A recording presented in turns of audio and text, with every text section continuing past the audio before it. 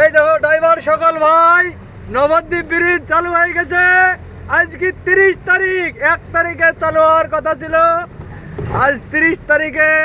এই দেখো আমার 4 টন পাসিং গাড়ি, ঠিক আছে, আমি পার হয়ে চলে আসলাম। আরও বড় বড় গাড়ি আসছে, 10 চাকা, 12 চাকা, 14 চাকা, 16 চাকা, 18 চাকা, যত গাড়ি আছে সব গাড়ি এই দেখো সব পার হচ্ছে। এই দেখো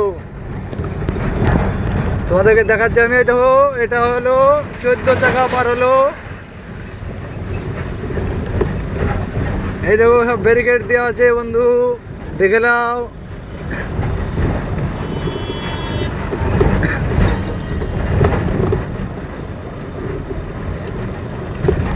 গৌরাঙ্গ সেতু, নবদ্বীপ পার হয়ে চলে আসলাম, নবদ্বীপ ব্রিজ।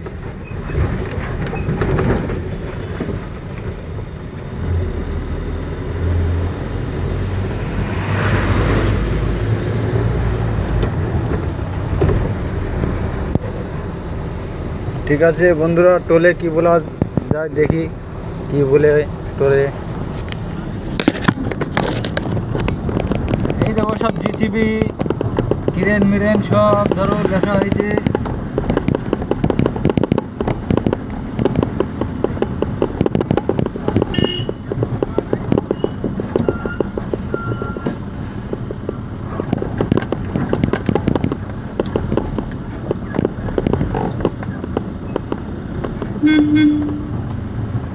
ওদিকে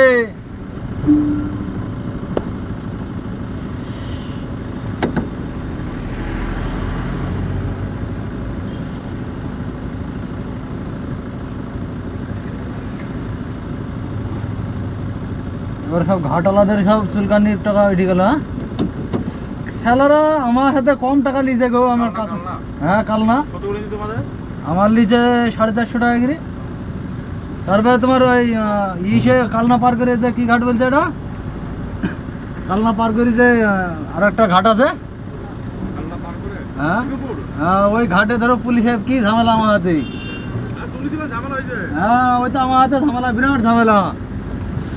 সমুদ্রের পয়সা আরে মমতা, তোর পুলিশ গুলাকে এবার ভালো করে ই করতে বল। দিদি দিদি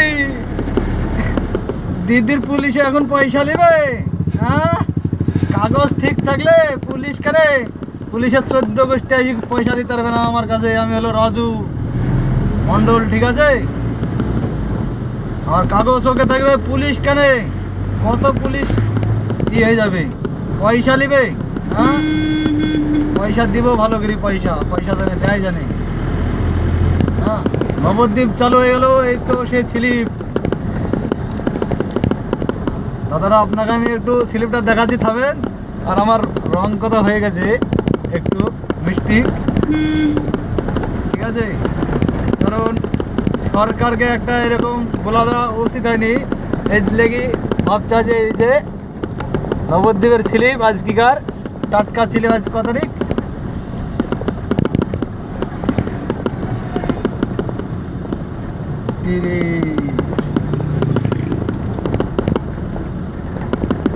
31 তারিখ।